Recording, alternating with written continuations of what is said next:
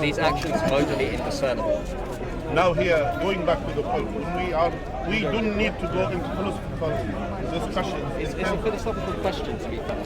So that's why for us, where my school of thought is, we don't go into philosophical argument in terms of thinking about the divine, rather than to go to the concept of the divine, to God. Firstly, we know that God is, for example, is all-knowing, all-powerful, has independent will. And by the way, after finishing these questions, I need to ask some questions. Yeah, so but I would like to finish this dialogue with you. For how long? Because I don't want to keep Well, because I want to get to the bottom of this, because you say... So here, I didn't finish that. So what I'm saying, where I came from, what I'm studying, what I studied. For example, we know that the attributes of Allah is either related to His essence. For example, God is, for example, has a face that befits His majesty and glory. God has hand that befits His majesty and glory. That's what we believe. That's what we see. And as well, we believe God is merciful in terms of His essence. God is a creator in terms of His essence, and so on and so forth. Now, when it comes to the action attribute of Allah, when He does things, He do things, so those are related to His action. For example, when God initiated creating something, this is an action attribute, yeah? And we don't say it's distinct from Him. We say when He creates something, that is something which is His action. That's what He did. Now, there is a consequence of that action, which is the creation, etc. And as well, when we go to the point of the, in terms of His... So I'm just noting down what you say. That's it. Yeah. So then write it down, maybe in the future. So, and then as well, when we talk about His actions, which is certain actions of Allah Azza wa Jal, for example, His speech. God speaks in terms of His essence. And as well, when He initiates some speech, this become an action of Allah Azza wa Jal. And we believe in that. As simple as that. We don't go into these philosophical arguments, rather than we go to the root and the bottom of the point to say these are action attributes of Allah, and this is related to His essence. Okay. So that's what I said to you. Okay, so you started off what you said by saying we don't philosophize about these things. The problem with that is you've made multiple philosophical statements about God. For example, you are predicating qualities that you ascribe to God, which is going to involve notions of being and predication, which are branches of philosophy of metaphysics. So you're already appealing to philosophy when you talk about God.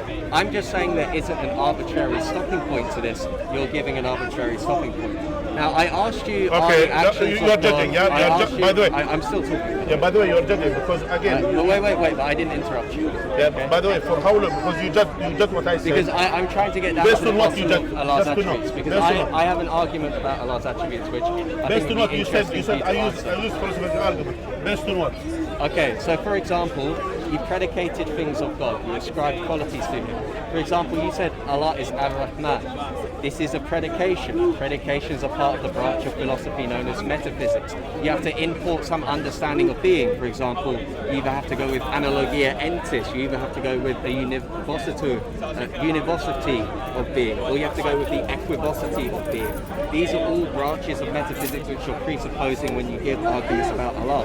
And then I asked you the question. I didn't do that. I used the Quran, by the way. I originally asked you the question: are Allah's attributes of actions modally indiscernible? Meaning, are they necessary or contingent? You didn't answer the question. You just rambled about God's attributes. No offense. And then when you made a statement before, and I'd like you to clarify as well. You said that these attributes are not distinct from God. If there is no real distinction, by the way, by real distinction, I don't mean separation. I just mean that there isn't an identity between two things in extramental reality. If there isn't this lack of identity between two things in extramental reality, then God would be identical to Al-Rahman, God would be identical to being all-powerful. And this wouldn't be the Sunni Aqidah, this would be a Shia Aqidah of divine simplicity, which is what I'm going to argue for in this conversation. Okay. So would you say there is a real distinction between Allah Going and back to the point, you see here, you just only judge based on what you know rather than based on what I know. When I'm using my argument, I didn't use philosophical arguments. I used what God has described Himself in the Quran. So I use the Quran as a source of revelation. So when God described Himself as a Rahman, so we use that Allah has said about Himself as a Rahman. When Allah said that, وَكَلَّمَ اللَّهُ مُوسَى تَكْلِيمًا, that Allah has spoke to Moses in speech, that means God has the attribute of speech. So He spoke to Moses. and Moses heard him. It is a speech. So that's why it's not a philosophical argument. It is something that Allah has said something, and He has said it to who? To His prophets and messengers, peace be upon them. And similarly, for example, when Allah has described that He has created Adam with His two hands, so we use back again what Allah has described Himself. And He didn't go into any philosophical argument, and He didn't open any book of philosophy to tell you this. I'm using solely the Quran as a source of information, and to say to you, this is what God has described Himself in the Quran, and we will use this. We will not go into this. Are they distinct or are they not distinct? But God didn't tell us this. But to your information as well, it doesn't matter who agrees with the Sunni Aqidah, with our Aqidah, it doesn't matter who agrees or disagrees. It matters what we believe in. We believe Allah as a Rahman, and that's He is the merciful one, which is describing Himself and describing His attributes as a Rahman and describing Himself as a Rahman. That's all. So we said this. I think you are not focusing. Go on, focus and come. No, I wrote that. No, down go on, what you focus. said. I'm direct. No, don't run away. Because but what did you say? I said don't run away from the discussion. I would like to have a discussion Since with you said this, I'm noting down what you said. I'm gonna run away. Okay, so you're gonna run away. So you don't want to answer the last attribute. Because when you are rude, I will say to you, go on, please. You said that you don't use philosophical notions for God. When you are rude, listen. Did I go and go into personal things about you? You said that I was distracted because I was writing things on my phone. I asked you. So that's why. I think that you're looking for an excuse. No, I don't need to have an excuse. Okay, so for me, when someone worshiping Allah, what excuse? I don't have an excuse. You worship a human being. So for me, you and the idol worshiper are the same for me. For me and the idol worshiper are the same. Let's add hominem fallacies. Let's talk about the actual topic that we're talking about. Okay. So now we have finished this. So I have answered. I have answered my bit. So that's it. We're done. Your answer is incoherent. So okay. You said okay. Now who decides? Who decides? God. But you have said things in this discussion. Who decides it's incoherent? God has a face. Yeah. Who decides it's incoherent? God is Ar-Rahman. Who decides it's incoherent? We are imploring Who decides? Who decides incoherent? Who decides? You decide. For example, when I say a word, the word in itself doesn't. All right. I think. By the way, I could have a louder voice than you. By the way, again, I could have a louder voice than you. Say God is Ar-Rahman. We're imploring something about being, and we are predicating that to God. Go on, please. Now, when you say that Allah has two right hands, what does two right hands mean? Is it a non-cognitive statement? Can you not access the cognition statement? What does two right hands mean?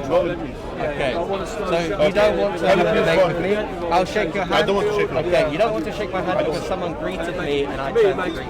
That's why. I think you're looking for an excuse not to discuss, but God bless you, my friend. I don't want you to do that. I don't want you to All right, let's wrap up here. Can I take the camera somewhere? By the way, you are blocking our camera. Which one is your camera? You are blocking our camera. You are blocking our camera. Alright, we'll wrap up somewhere. Okay, we can push back a bit somewhere. So I asked him, are Allah's attributes really distinct from His essence? The reason why he doesn't want to go into philosophy is because he knows that this is going to wind up in God being composite, which is where I'm leading the argument towards. He made claims in the discussion that he doesn't philosophize about God. Anytime you are speaking, making predications, saying something exists, you are engaging in philosophy. It's called metaphysics. If I say Thomas Apologia is a strong man, I'm making a predication about Thomas Apologia. This falls into studying being, studying predication, studying the notions of being. He's making all these claims about God which he can't justify. Now, the argument which I would have made to him is one, he said God has two right hands, but he hasn't defined how that is. You notice I asked him in the discussion to define what it means for God to have two right hands. He's not going to define it. Why? Because the statement doesn't have any cognitive content. If a statement doesn't have cognitive content, you can just switch it out for anything else. The word hands now becomes equivalent to blah blah blah. If blah blah blah and hands signify the same thing, which is nothing, we can't access the content, and when you say God has two right hands, it's as meaningful as saying God has two right blah blah blahs. The statement is meaningless, right? So that would be argument one. Argument 2 is that if you say that God's attributes are less than the whole of God, which he would have to say because he is a Sunni, he believes in Sunni Aqidah, and he believes that God's attributes are not divinely simple, identified with his essence. So he believes there's a real distinction between God and his attributes. The problem of this is that the attributes of God will become less than the subject, which is God. And if they're less than the subject, they're not the whole. So what category mereologically are they going to be in? It's going to be a part of God.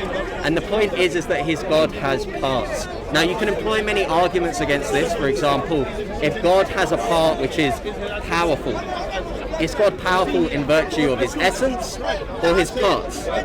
He's powerful in virtue of his parts. So you have the parts of Allah which actualize the essence of Allah and perfect the essence of Allah.